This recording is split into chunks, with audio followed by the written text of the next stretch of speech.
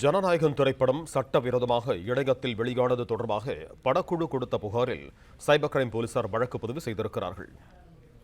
இது தொடர்பான கூடுதல் விவரங்களோடு இணைகிறார் எமது செய்தியாளர் கதிரவன். வணக்கம் கதிரவன், உங்களிடம் இருக்கும் தகவல்களை சொல்லுங்க. தமிழக வெற்றி கழக தலைவர் விஜய் நடித்த ஜனநாயகம் திரைப்படம் நேற்று முன்தினம் இரவு சமூக வலைதளங்களில் வெளியானது.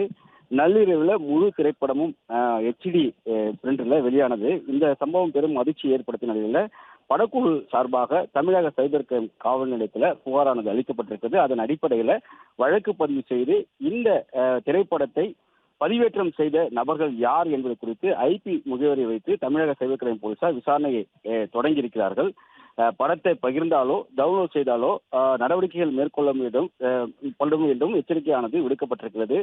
ஜனநாயக திரைப்படம் சென்சார் பிரச்சனை காரணமாக வெளியீடு தள்ளி போன நிலையில நேற்று முன்தினம் இரவு சமூக வலைத்தளங்களில் முழுமையாக வெளியானது. இதனால் படக்குழுவினர் அதிர்ச்சி அடைந்தனர். குறிப்பாக திரைப்பிரபலங்கள் பலரும் இது குறித்து கண்டன அறிக்கைகள் வெளியிட்ட நிலையில படக்குழு சார்பாக KVN புரொடக்ஷன் சார்பாக நேற்று இரவு சைபர் கிரைம் காவல் நிலையத்தில் புகாரானது அளிக்கப்பட்டிருக்கிறது. அதன் அடிப்படையில் சைபர் கிரைம் போலீசார் தமிழக சைபர் கிரைம் போலீசார் வழக்கு பதிவு செய்து விசாரணையை தொடங்கி இருப்பதாகவும் IP முகவரிகளை வைத்து விசாரணையை தொடங்கி இருப்பதாகவும் யார் இந்த படத்தை முழுமையாக வெளியிட்டார்கள், யார் பதிவேற்றம் செய்தார்கள், எந்த வெப்சைட் மூலமாக பதிவேற்றம் செய்யப்பட்டிருப்பது என்பது குறித்து விசாரணையை தொடங்கப்பட்டிருப்பதாகவும் தமிழக சைபர் கிரைம் காவல்துறை சார்பாக தெரிவிக்கப்பட்டிருக்கிறது.